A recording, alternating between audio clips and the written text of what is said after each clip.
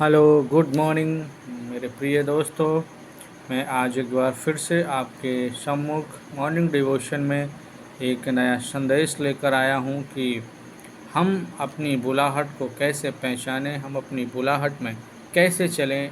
इस विषय को मैं लेकर आया हूं आपके सामने मेरे प्रियो। मैं चाहता हूं आप परमेश्वर के साथ चलते रहें और आगे बढ़ते रहें। परमेश्वर आपको इस्तेमाल करे, बड़ी सामर्थ के साथ, बड़े अभिषेक के साथ आपको इस्तेमाल करे, ऐसा हम आशा रखते हुए आपके बीच में एक संदेश लेकर आए हैं। उस संदेश के द्वारा प्रभु आपको ब्लेस करे, आशीषित करे और इस संदेश में एक आशा भरी, एक उम्मीद भरी, एक भविष्यवाणी के साथ मैं आपको ब्लेस करना चाहता हूं।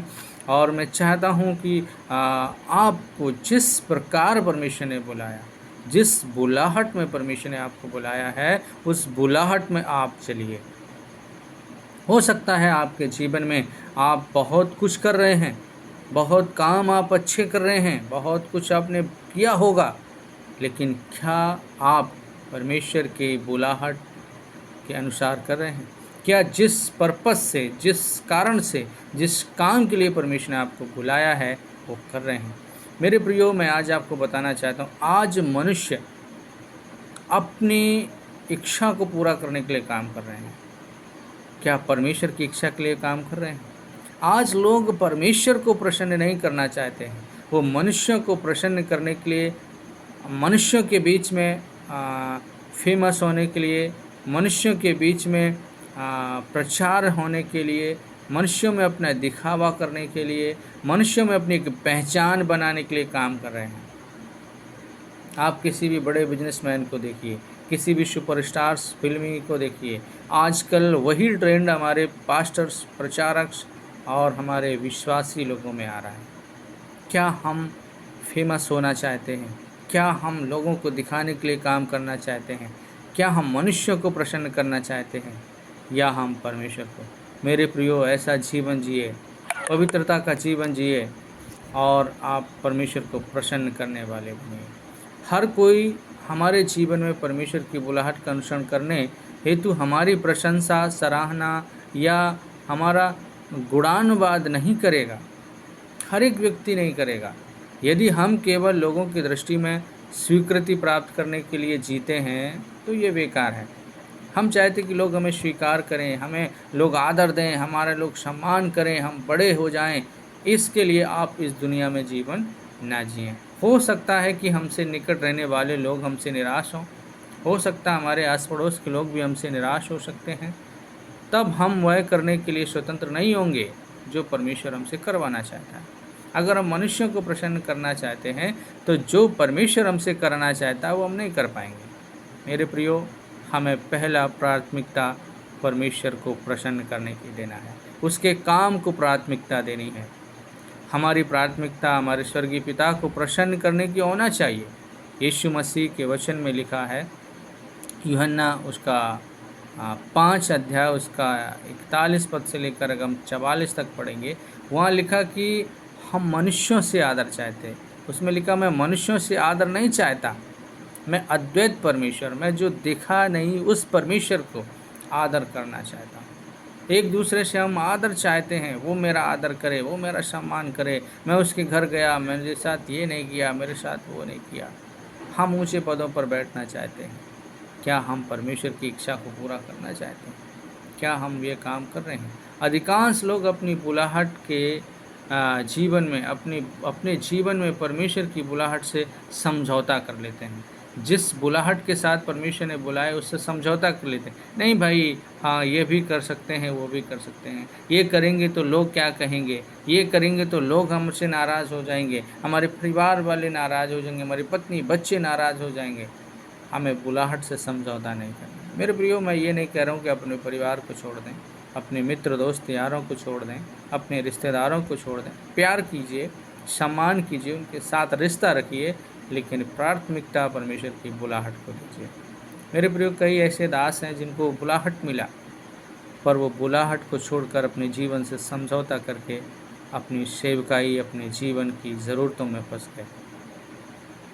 मेरे प्रिय, वचन में लिखा है, पहले तुम मेरे धर्म राज्य की खोज करो मैं सारी वस्तुएं तुम्हें दे दूंगा। अरे परख कर देखो प्रभु कैसा भला है। सबसे पहले अपनी बुलाहट को देखिए, उसको परखिए, उसके अनुसार चलिए।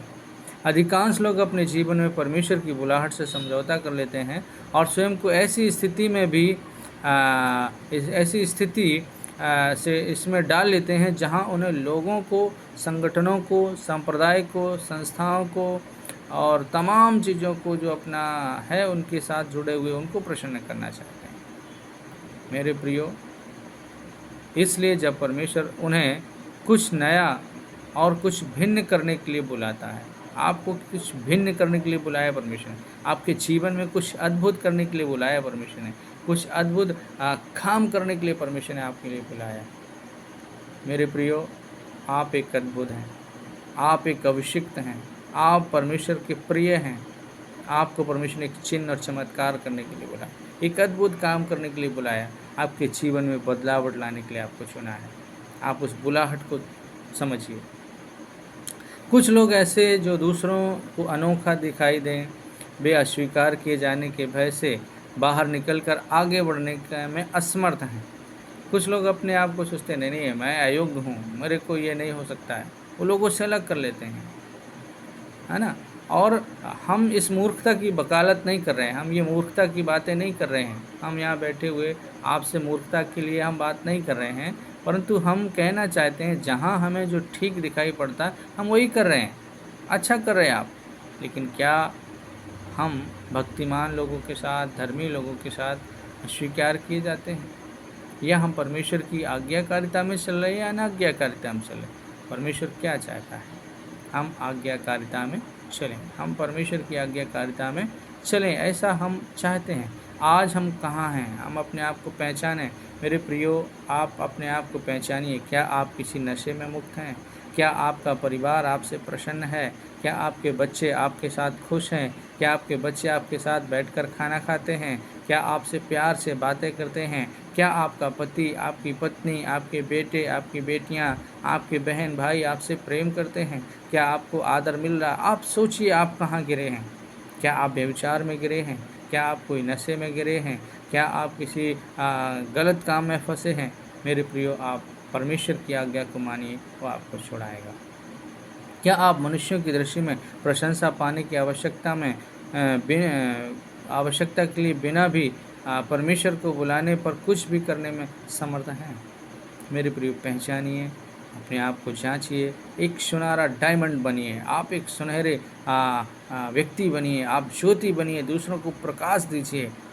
मैं ऐसी आशा रखता हूँ आप अपनी बुलाहट में चलेंगे। मेरे प्रियो, अपनी बुलाहट को पहचानिए, उसमें चलिए। प्रभु आपको बहुतायत की सामर्थ्य के साथ दूसरों के आंसू पोंछने के लिए, दूसरों को आशा देने के लिए, दूसरों को जीवन देने के लिए, दूसरों को धन देने के लिए, दूसरों को ब्लेस करने के लिए प्रभु आपको इस्तेमाल करें।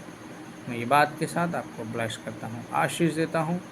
खुश रहें, आनंदित रहें। Thank you.